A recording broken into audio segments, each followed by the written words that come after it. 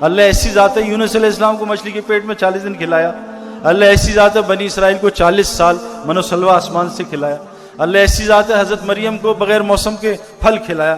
اللہ ایسی ذات ہے جو ماں کے سینے سے ٹھنڈ میں گرم دودھ نکال دیتا ہے.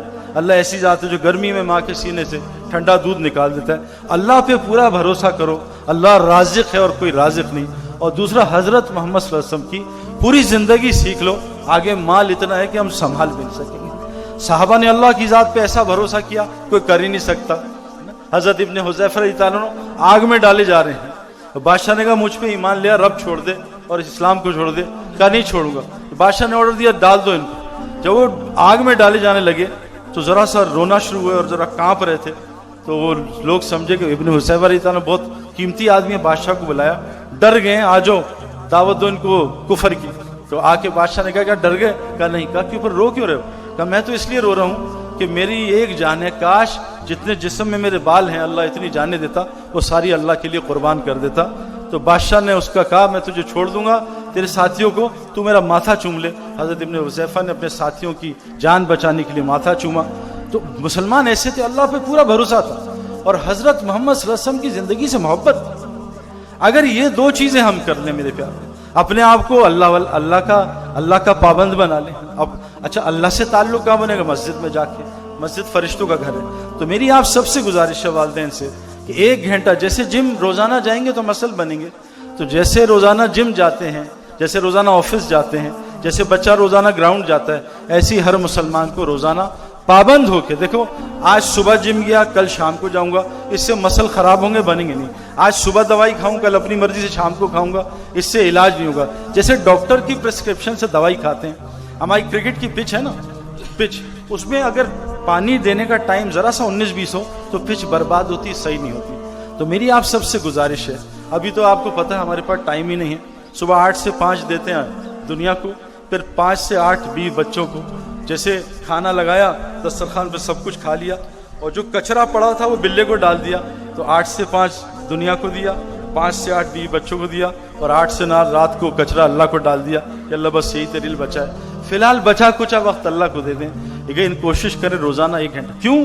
روزانہ مؤذن کہتا ہے حی علی الصلاۃ حی علی الفلاح, نماز کے لیے بھی آؤ اور کامیابی کی مسجد میں بات ہوگی اس کے لیے بھی رکو. اذان صرف نماز کی دعوت نہیں ہے, اذان دعوت تامہ ہے. اللہم رب ہذہ دعوت تامہ.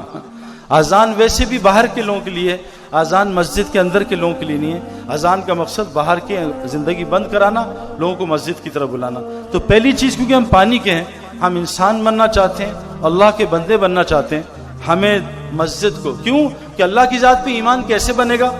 مسجد جا کے. کیوں کہ حضرت محمد صلی اللہ علیہ وسلم نے فرمایا جس کو کثرت سے مسجد کا عادی دیکھو اس کی ایمان کی گواہی دینا.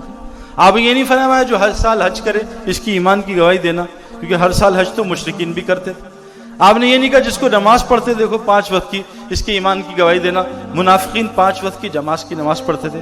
آپ نے کہا جس کو مسجد کا عادی دیکھو اس کی ایمان کی گواہی دینا. آج مسلمانوں کی مسجد کی عادت نہیں رہی, جلدی سے نماز سر سے اتاری باہر نکلے. مسجد میں دل, مومن کون ہے جس کا دل مسجد میں اٹکے؟ تو پہلی چیز تو میری گزارش ہے آپ والدین سے, بچوں کو بھی عادت ڈالیں کہ ان کو مسجد سے الفت ہو. جو مسجد جتنی دفعہ جاتا ہے, حدیث میں آتا ہے روزانہ اتنی دفعہ جنت میں اس کا ایک محل بنتا ہے. ایک محل جتنی دفعہ مسجد جاتا ہے. حدیث میں آتا ہے جو مسجد نماز پڑھنے جاتا ہے جہاد فی سبیل اللہ میں داخل ہے. کتنی بڑی عبادت ہے مسجد. جو مسجد آتا ہے وہ اللہ کا مہمان ہے.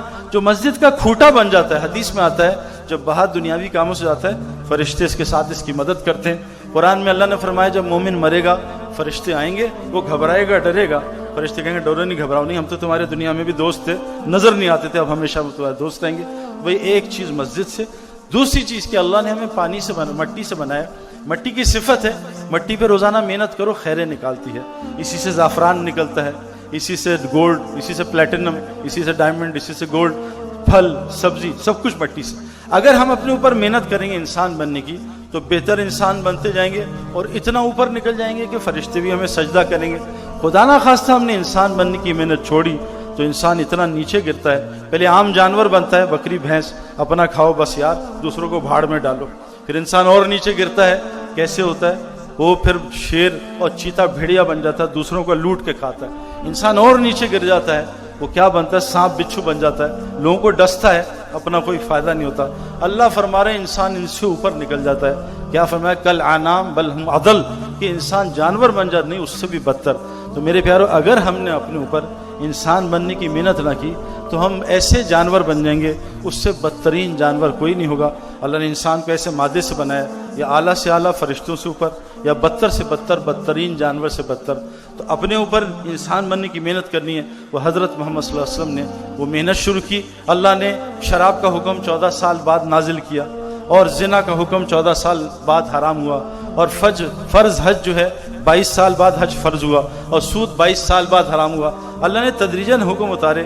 آپ نے اپنے نبی سے کہا پہلے ان کو انسان بنائیے, جب تک یہ انسان نہیں بنیں گے 1 لاکھ تقریریں سنتے رہیں, جو مرضی کرتے رہیں, ان کو کوئی اثر نہیں ہوگا.